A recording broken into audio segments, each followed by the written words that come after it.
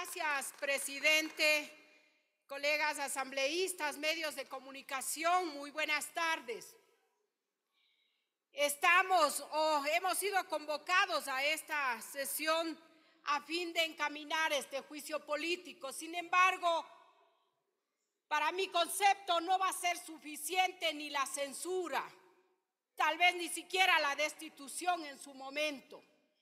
¿Por qué no es suficiente? Porque hay varios ecuatorianos que fueron asesinados porque no hubo respuesta oportuna del ministro entonces. Y también diría del presidente de entonces que no tuvieron capacidad para gobernar nuestro país y responder y garantizar la seguridad para todos los ecuatorianos. Es fundamental entender que la seguridad ciudadana es un derecho humano, por lo tanto está íntimamente relacionado con el derecho a la vida, el derecho a la integridad física, psicológica y material de las personas, de las comunidades, pueblos y nacionalidades, así como también el derecho a la protección de la naturaleza como sujetos de derechos. En definitiva, la seguridad ciudadana, vista desde un enfoque de derechos humanos, garantiza el derecho de la población a tener una vida digna. En esta línea, la Organización de las Naciones Unidas ha señalado que la seguridad ciudadana es un bien público, por lo tanto, influye directamente sobre la determinación de políticas y planes estatales. Es una condición fundamental para el desarrollo integral y sostenible.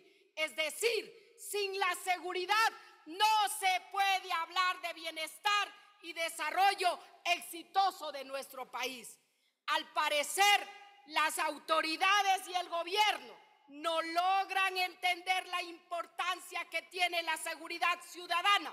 Por eso, aún siguen implementando estrategias débiles, improvisadas y anárquicas de seguridad desde un enfoque exclusivamente policíaco y militarizado, creyendo que el problema de inseguridad se resuelve a punta de fusil, de bala y cárcel, al estilo de un Estado autoritario, colonial y racista, y no de un Estado democrático, constitucional y plurinacional como es el nuestro.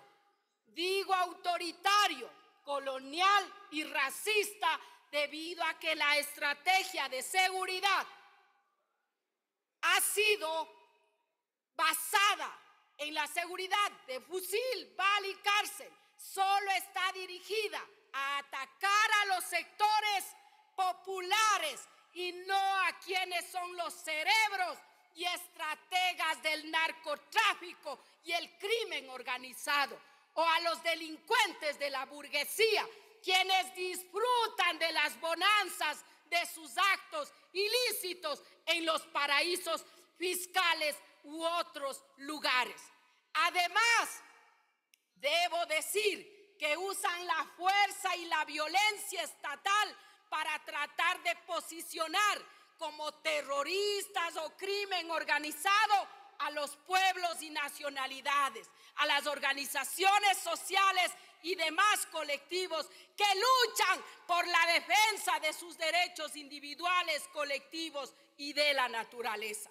Esta estrategia de seguridad no ha funcionado y no está funcionando.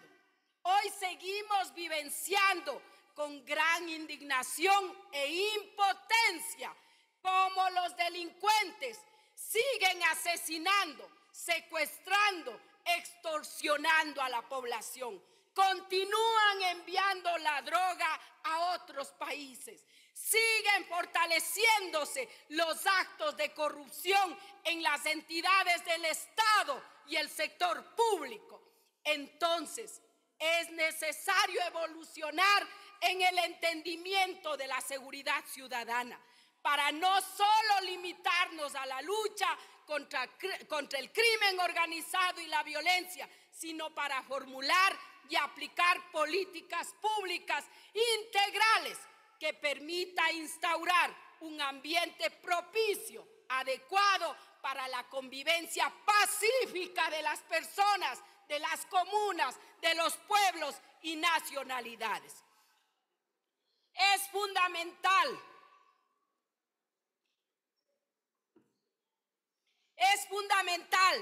tomar medidas para que no se vuelva a repetir lo que se ha hecho durante la gestión del anterior ministro del Interior. Dicho sea de paso, se evidencia que este gobierno también está aplicando la misma estrategia y discurso y pretenden hacernos creer que vivimos en el país de las maravillas. En mi calidad de asambleísta, el 30 de noviembre del año anterior, presenté un proyecto de ley de reformas a varias leyes para garantizar la seguridad ciudadana desde un enfoque integral de derechos humanos, la misma que está en la Comisión de Justicia. Sin embargo, parte de esta propuesta, es decir, lo que corresponde al incremento de las penas en algunos delitos que generan conmoción social, igual al que fue enviado por el presidente de la República luego de una consulta popular innecesaria, fue unificada en la reforma del COIF, que estuvo para la aprobación definitiva en este pleno y que lamentablemente no se aprobó por conveniencia.